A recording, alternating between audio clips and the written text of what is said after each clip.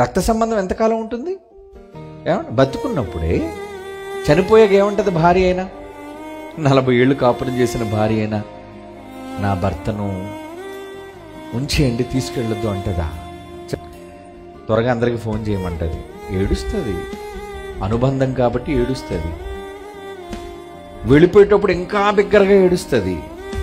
ఏడుస్తూ కొంతమంది ఏమంటారంటే తీసుకెళ్ళొద్దు అంటారు. శవాన్ని ఎత్తుతారు కదండి, ఆఖరిలో శవాన్ని ఎత్తేసేసి మరి శ్మశాన వాకిటికి తరలిస్తున్న సమయంలో ఇంటి దగ్గర ఉన్న ఆడవాళ్ళు చేసే ఆ తంతు మీరు చూస్తే ఎలా ఉంటుంది? వద్దు వద్దు వద్దు వద్దు వద్దు, ఇటుపక్క 5 అటుపక్క 5, 2 చేతులు పట్టుకొని లాగుతుంటారు, గుజ్జుతుంటారు వెనక్కి. ఈవిడ ఆగదు. నా నాదుని తీసుకెళ్ళకండి, నా యజమాని తీసుకుని వెళ్ళకండి. అలాగంటున్నందుకు 2 చేతులు వదిలేశారు అనుకోండి, వెళ్ళిపోద్దా కాటికి? పక్కన వెళ్ళి పడుకుంటుందా? మాయా ఊరకనే అలా అంటుందంతే. నిజంగా భర్తతో వెళ్ళిపోయేటైతే ఈ పాటి గుండెకి చచ్చిపోయేది ఎప్పుడో.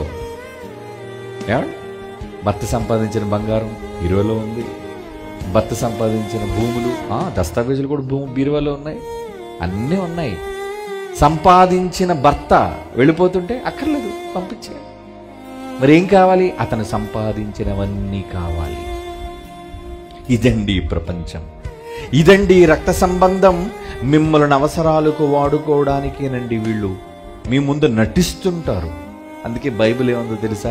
ఈ లోకపు నటన గతించుచున్నది అంటాడు. చూడండి, పౌలు కొరింథీయులకు రాసిన మొదటి పత్రిక 7వ అధ్యాయం 31వ వచనం. బైబిల్లో రాయబడి నిజాలండి.